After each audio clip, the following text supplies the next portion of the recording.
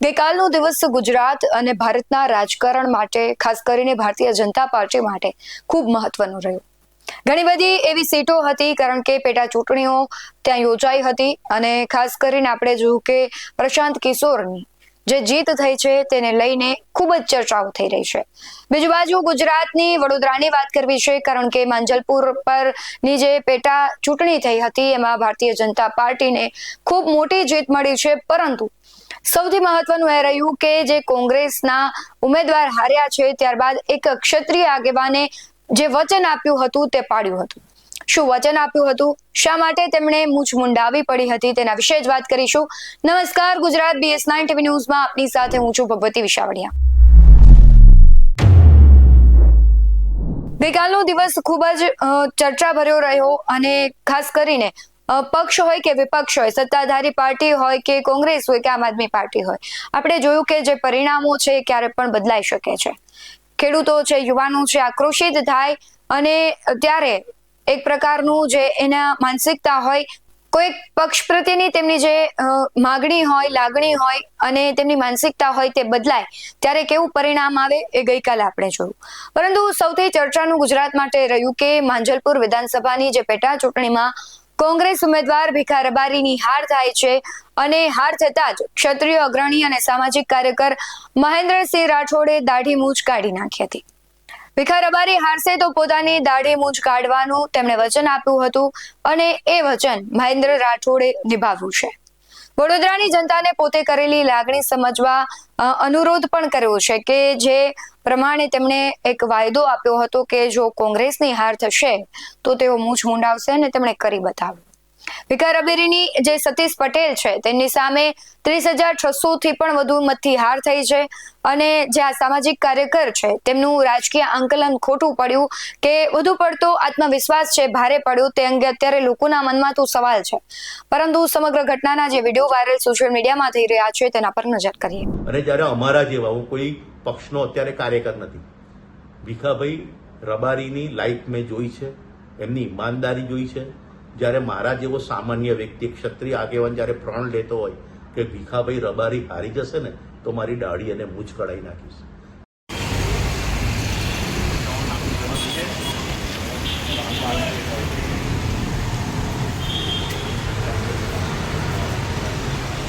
તમને જેવું લાગે થોડો કટ મોટો ડોક્ટરની આવે બોલવાનું, તમારી આવે નહીં બોલવાનું. થોડું પેલા મોટું શું કરી દે, કેવું લાગે? માણસ બે જણનો માર ખાય, એક બહેરાનો ને એક